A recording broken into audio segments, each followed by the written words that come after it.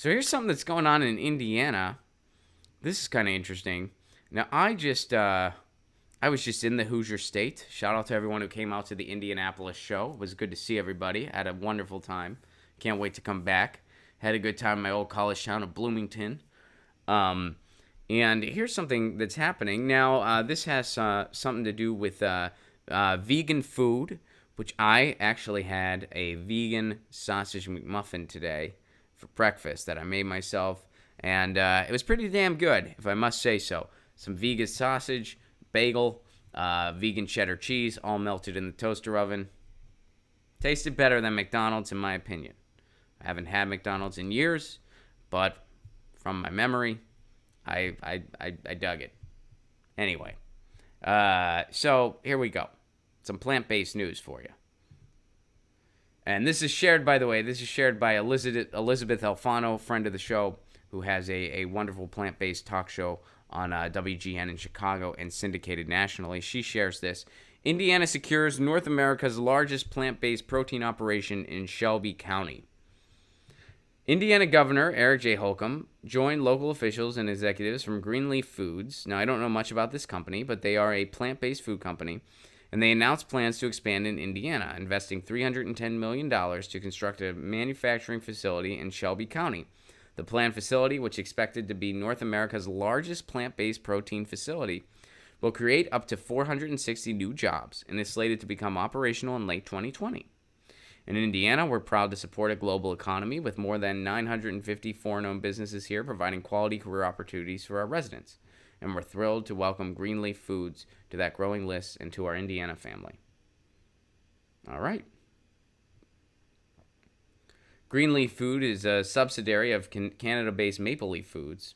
They'll reconstruct and equip a 250,000 square foot facility on 57 acres at Interstate 70 and State Road 44 in Shelbyville. That's not too far from Bloomington, where I went to college.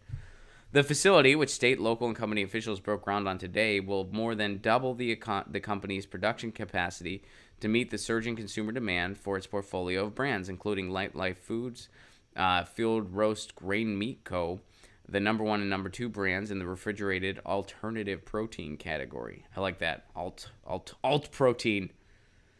Hey, is that protein or is that alt protein? This is some alt protein, bro. Dude, I rocked the protein for years, and then I was like, man, I wanna start doing some alt protein. I feel like it's still just protein, you know? Like, it's whether you get it from an animal or you get it elsewhere, it's still protein.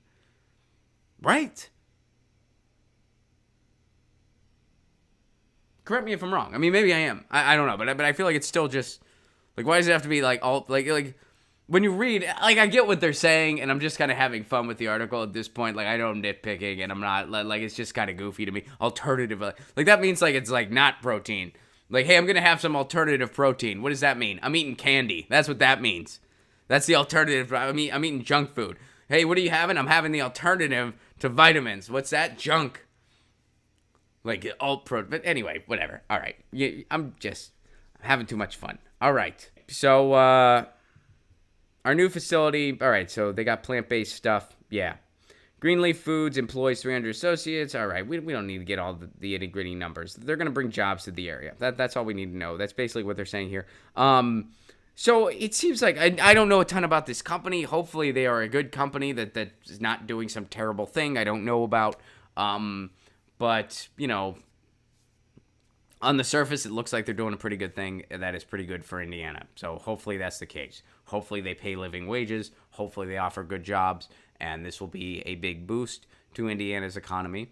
And more plant-based products will be available nationwide because they're expanding right here in the United States. That's a cool thing.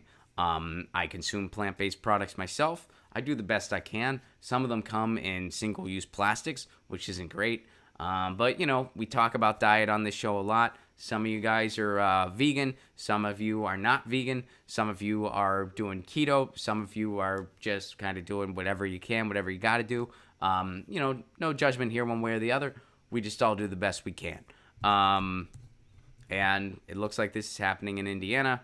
So far, that seems like a good thing. Hopefully, we don't find out in a couple weeks that this company does something absolutely terrible. We'll find out that Jeff Bezos runs. I'm kidding. That's Jeff Bezos does not own that company. Get your news on with Ron. Don't you wanna know what's going on? We're getting our news on today. Get your news on with Ron. Don't you wanna know what's going on? We're getting our news on today. You can tweet me an article at Ron Placone. We'll go through it together and make it our own. Get your